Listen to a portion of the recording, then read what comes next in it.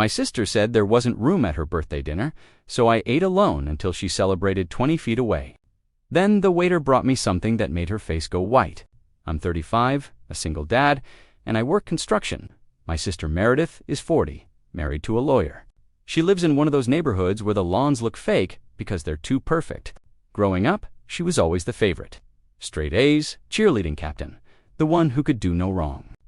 I was the kid who barely graduated, got my girlfriend pregnant at 19, and has been grinding ever since to give Natalie a decent life. Meredith's birthday was last month. She texted me Tuesday, 40th celebration Friday at Morton's, 7 p.m. Can't wait to see you guys. Morton's? That's a $60 steak minimum kind of place. But it's her 40th, so I pulled overtime Thursday to make sure I could afford it. I even bought Natalie a new dress because Meredith always comments on what we're wearing. We showed up at 7:05. 5 minutes late because Natalie couldn't find her shoes. The hostess smiled when I gave my name. Then her face changed. Oh, let me check something. She came back looking uncomfortable. Your sister booked the private room for 8 people. It's full. I looked through the glass partition. Meredith, her husband Todd. Their twin boys, and 4 women I didn't recognize. The room had exactly 8 seats, all occupied. Meredith saw me. She did this little finger wave, mouthed, "So sorry," with this sad face, then turned back to her conversation. No text, no call to warn me, nothing. Natalie tugged my sleeve. "Dad, are we leaving?" The hostess looked genuinely upset. "I'm so sorry. I don't know what happened. We have the main dining room available if you'd like to stay." I was about to leave, but Natalie had been excited all week. She'd told her teacher she was going to a fancy restaurant with her aunt. "Yeah," I said. "We'll stay." The hostess seated us at a small two-top near the kitchen doors. Not ideal, but whatever. I ordered Natalie the kids' pasta because the adult portions were $35 minimum, and I was already doing math in my head. That's when Anthony appeared. The restaurant manager, tall guy, maybe 50, with the kind of presence that makes you sit up straighter. "Sir, I couldn't help but notice what happened. May I ask, is that your family in the private room?" I nodded. "My sister. It's her birthday."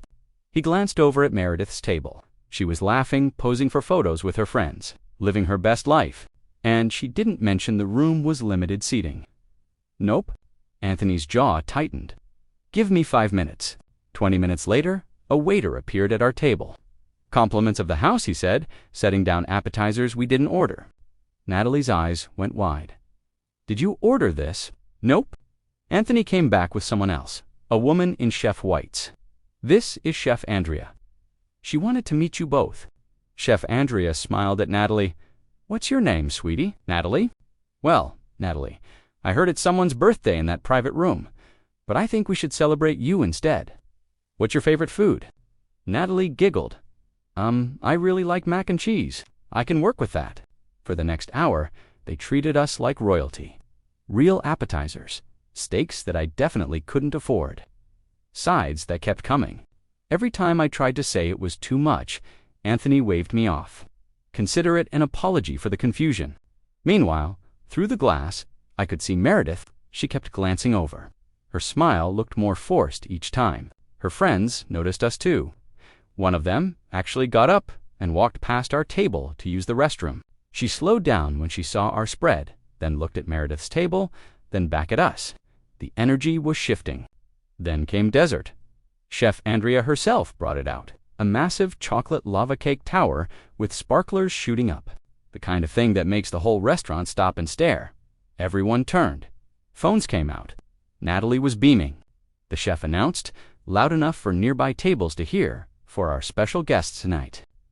I glanced at Meredith's table. Her face had gone completely white. Todd looked confused.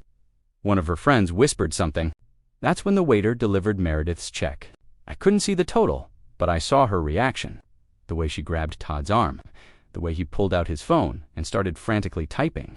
Anthony appeared at my table one last time, set down a leather folder. Inside was our bill. Total, $0. "Thank you for staying," he said. "Your daughter's a sweetheart." As we got up to leave, I walked past Meredith's table. She was arguing with Todd in hushed tones. I caught fragments, said minimum spend, didn't think your idea to order light. I didn't stop, just kept walking with Natalie's hand in mine.